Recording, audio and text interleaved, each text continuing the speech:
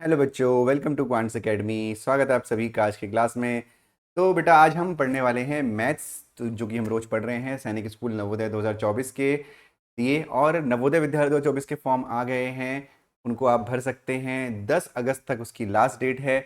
Form भरने का जो तरीका है वो बहुत आसान है, कोई उसमें डिफिकल्टीज नहीं है। उसमें अलग से खाली व्यूज़ बटोरने के लिए उसमें वीडियो बनाना कोई भी तो उसका नहीं बनता है, क्योंकि most of the form Navodaya Vidyalaya के जो है स्कूल से भरे जाते हैं।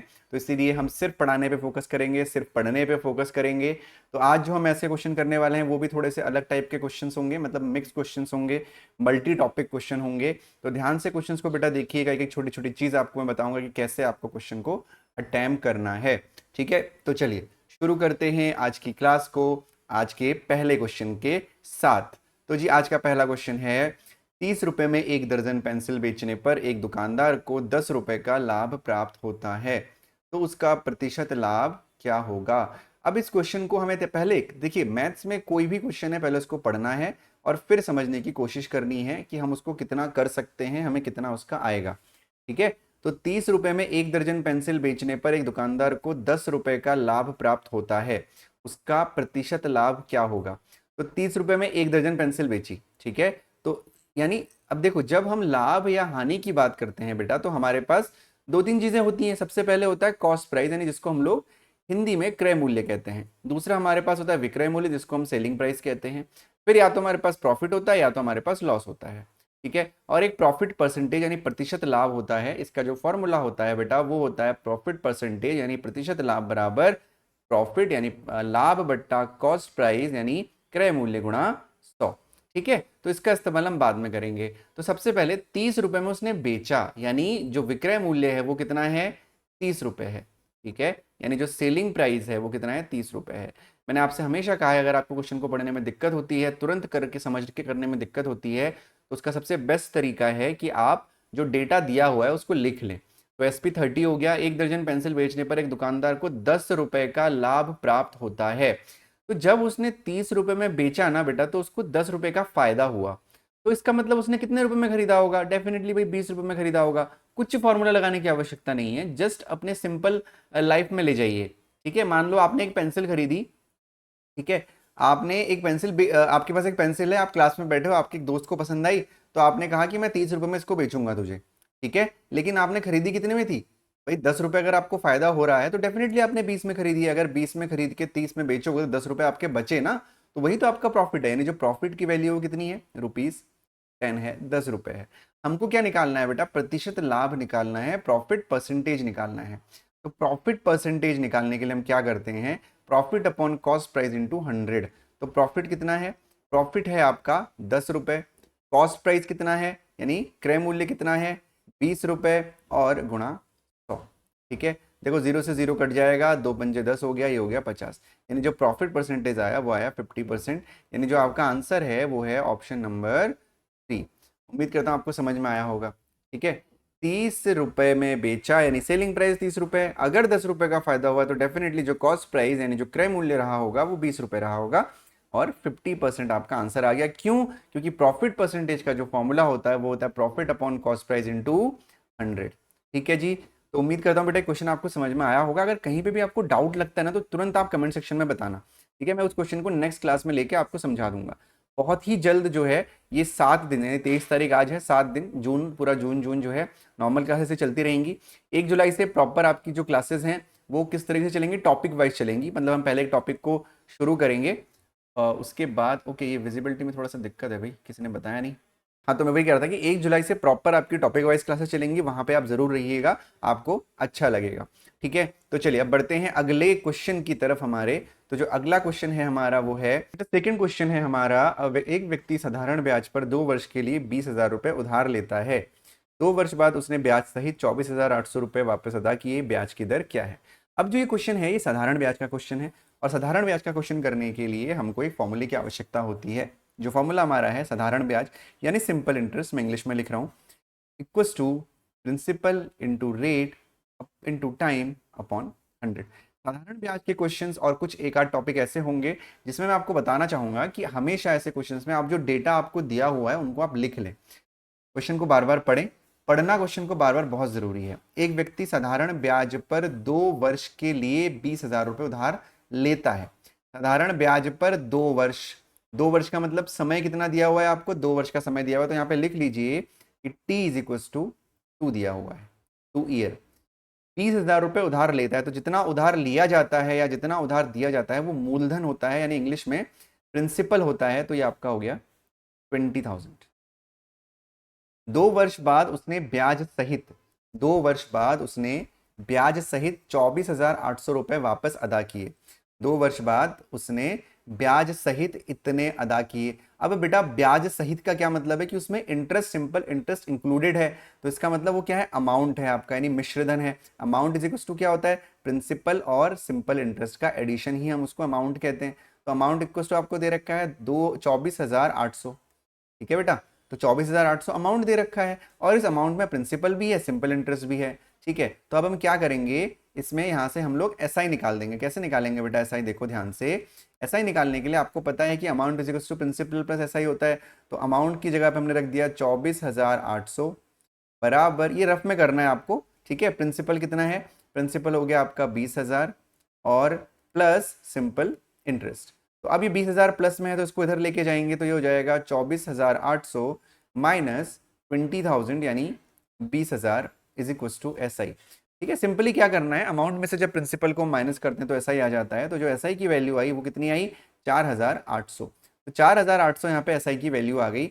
उम्मीद करता हूँ ये आपको क्लियर हुआ होगा। इसकी आवश्यकता नहीं थी, हम डायरेक्टली भी इसको कर सकते थे कि अमाउंट में से अगर हम प्रिंसिपल को माइनस करेंगे तो हमारा क्या आ जाएगा, सिंपल इंटरेस्ट आ जाएगा, ठीक है। तो सिंपल इंटरेस्ट हमारा कितना आ गया, यहाँ से सिंपल इंटरेस्ट हमारा आ गया 4,800। हमारे पास अगर हम फॉर्मूले में देखें तो हमारे पास प्रिंसिपल है, हमारे पास सिंपल इंटरेस्ट है, हमारे पास टाइम है, यानी हमको रेट निकालना है, जो कि क्वेश्चन में बोला गया कि ब्याज की दर क्या है। तो कुछ नहीं करना, सिंपली यहाँ से पहले फॉर्मूले को हम लोग थोड़ा सा चेंज करेंगे।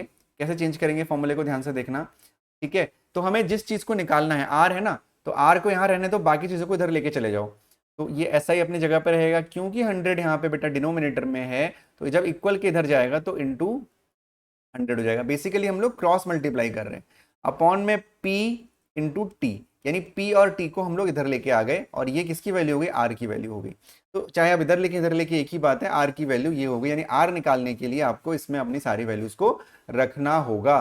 तो SI की वैल्यू कितनी है बेटा, 4,800 यानी 4,800 इंटू 100 अपॉन p कितना है, p है आपका 20,000 और टाइम है आपका 2 वर्ष। 20 से 20 ये कटे, 20 से 20 ये कट गए, 2 से कटा 2 2 4 2 4 8, 2 से ये कटेगा तो 12 दूनी 24 होता है, यानी जो हमारा रेट ऑफ इंटरेस्ट आया वो आया 12%, यानी ऑप्शन नंबर 3 आपका आंसर है। इस टॉपिक को जब हम बिल्कुल टॉपिक वाइज पढ़ेंगे तो चीजें आपको और ज्यादा क्लियर हो जाएंगी, ठीक है। अगला क्वेश्चन हम लोग देखते हैं।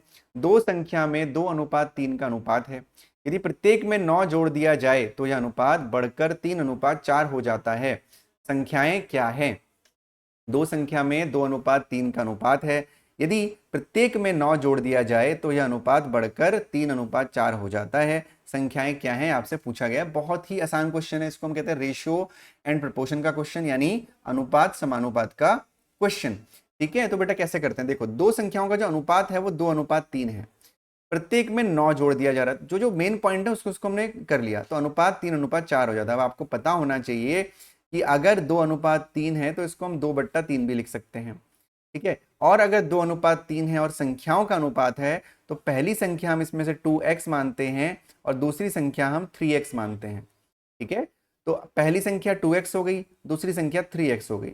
अब इन दोनों संख्याओं में 9 जोड़ना है, तो +9 हमने कर दिया, यहाँ पे भी +9 हमने कर दिया और इज इक्वल टू हो गया, कितना हो जाता है, 3/4 हो जाता है। तो बहुत ही सिंपल प्रोसेस है इस क्वेश्चन को करने का, बिल्कुल भी इसमें टेंशन वाली बात नहीं है। क्रॉस मल्टीप्लाई कर देंगे तो ये हो जाएगा 4 दूनी 8x प्लस 9 4 जा 36। मैं हिंदी इंग्लिश मिक्स कर रहा हूँ जिससे कि जो हिंदी और इंग्लिश दोनों वालों को कंफर्टेबल लगे।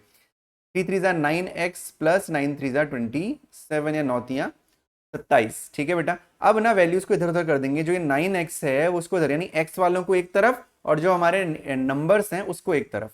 तो ये 8x माइनस 9x हो जाएगा और इज इक्वल टू 27 माइनस 36 हो जाएगा। तो ये हो जाएगा माइनस का x इज इक्वल टू यहाँ पे कितना है 27, अब 36 है, तो यहाँ पे आप क्या करोगे, माइनस का 9 आपका आ गया, तो माइनस से माइनस कैंसिल कर दिया, तो x का जो मान आया, x की जो वैल्यू आई वो कितनी आ गई बेटा, 9 आ गई। तो अगर x की वैल्यू 9 है तो जो नंबर हमने पहला एज्यूम किया था वो 2x था, तो 2x की वैल्यू निकालेंगे तो 2 गुणा 9 यानी 9 टू 18 हो जाएगा, और 3x हो जाएगा 3 इंटू 9 यानी 27 हो जाएगा। तो जो हमारा आंसर होगा वो होगा ऑप्शन नंबर बी, 18 और 27।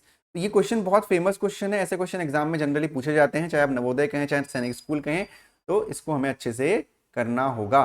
ठीक है जी। तो अगला क्वेश्चन क्या है, उस वर्ग का क्षेत्रफल कितना है जिसका परिमाप 48 मीटर है, 48 मीटर है।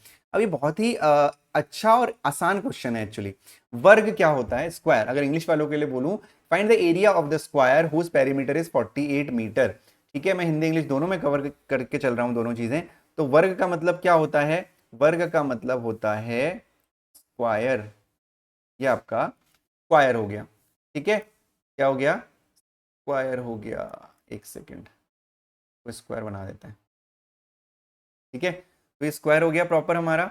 अब ये अगर स्क्वायर है तो अब स्क्वायर में हमें पता होना चाहिए बेटा कि स्क्वायर का जो क्षेत्रफल होता है उसको इंग्लिश में एरिया कहते हैं, और जो परिमाप होता है उसको हम लोग पेरीमीटर कहते हैं। ठीक है, तो एरिया, एरिया यानी क्षेत्रफल का फॉर्मूला क्या होता है, अगर ये साइड x है तो उसकी सारी साइड बेटा x होंगी, क्योंकि एक स्क्वायर है, एक वर्ग है, वर्ग की सभी भुजाएं समान होती हैं, तो एरिया x हो जाएगा, x इंटू एक्स एरिया होता है।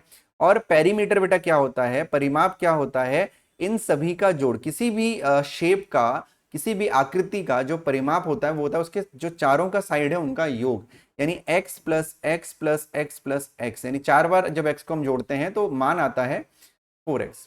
तो आपको क्या बोला गया बेटा कि परिमाप 48 है। ठीक है, तो और परिमाप हमें यहाँ पे 4x दे भी रखा है, तो यानी जो 4x का जो मान है, जो 4x की वैल्यू है वो 48 आपको दे रखी है। ठीक है, तो यहाँ से x का मान आप निकाल लीजिए, यानी 48/4 हो जाएगा ये। तो जो x की वैल्यू हो जाएगी 4 एकम 4, 4 दूनी 8 यानी 12। तो बेटा अगर x की वैल्यू 12 आ गई, आपको अब क्या निकालना है, आपको एरिया निकालना है, यानी आपको क्षेत्रफल निकालना है।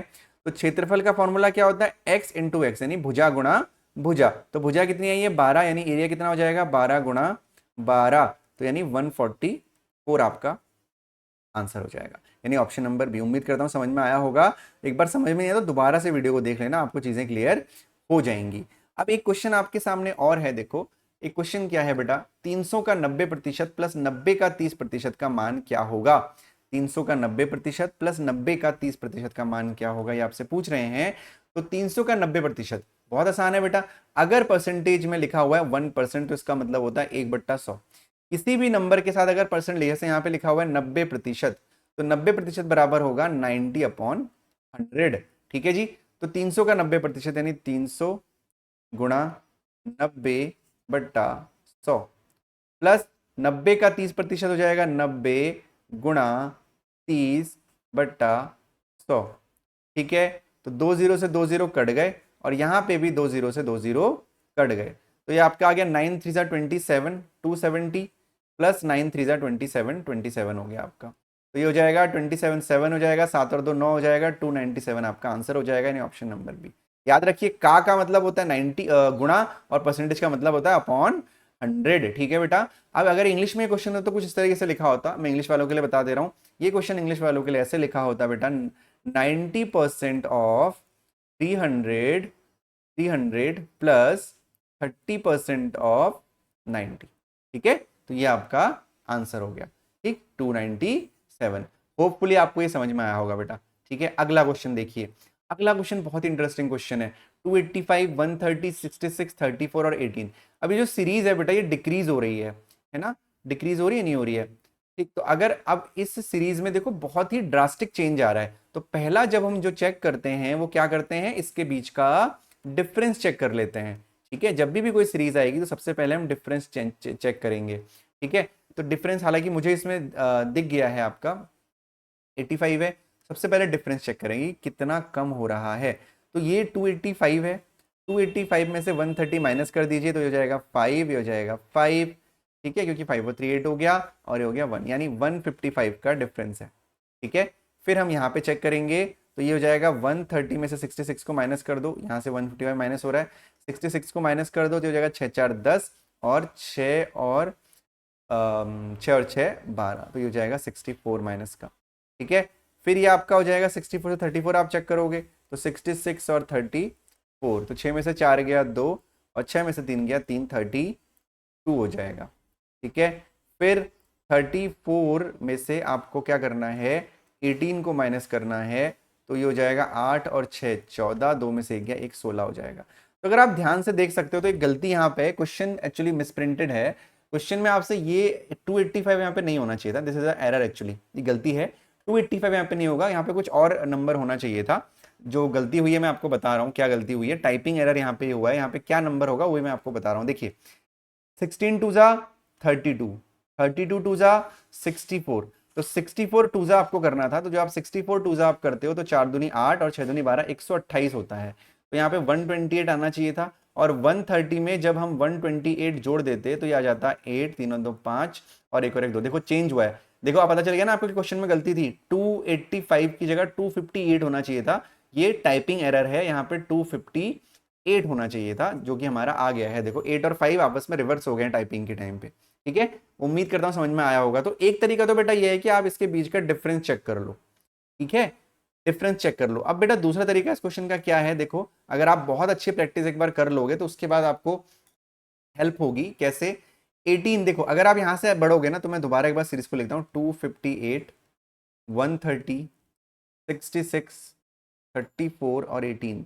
अगर मैं इसको देखूंगा ध्यान से तो 18 इंटू 2 -1, सॉरी -2, 18 दूनी 36 में से 2 गया 34, यानी 18 टू 36 में से 2 गया 34।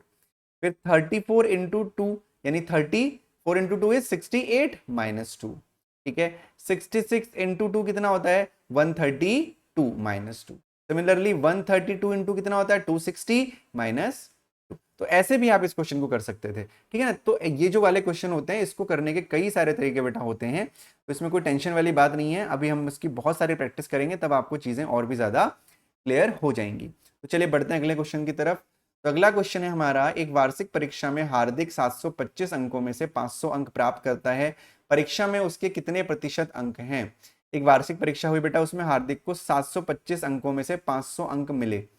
अब देखो इस क्वेश्चन को करने के बहुत सारे तरीके हो सकते हैं, तो मैं आपको बताता हूं कि करना क्या, कितने प्रतिशत, यानी हमें मान लेते हैं कि वो x प्रतिशत अंक है ना, और टोटल कितना है 725। तो हिंदी वालों के लिए 725 का बेटा जो x% है वो होगा 500, या इंग्लिश वालों के लिए x% of 725 is equal to होगा 500। अब इसको सॉल्व करना तो आसान है ना, तो 725 into x upon 100 is equal to 500 हो गया। तो x की वैल्यू बेटा हो जाएगी 500 इंटू 100 अपॉन 725। ठीक है, अब इसको आप कट करने के लिए 5 से भी कट कर सकते हो, 25 से भी कर सकते हो। मैं 25 से फिलहाल कर रहा हूं जिससे कि थोड़ा सा जल्दी हो जाए। ठीक है, तो 25 से कटेगा 2 टाइम्स बेटा, 25 से 2 टाइम्स कटेगा, 25 टू जा 50 और 0। ठीक है, 25 टू जा 50 और ये आपका बचेगा 22, तो 25 9 जा 225। ठीक है, तो आंसर आपका आ जाएगा ये 2000 अपॉन 29, 2000 अपॉन 29। तो ये करना बहुत मुश्किल नहीं है, इसको डिवाइड आपको करना पड़ेगा आपकी कितना पॉइंट में आपका आंसर आएगा। तो जब हम 2000 अपॉन 29 करते हैं,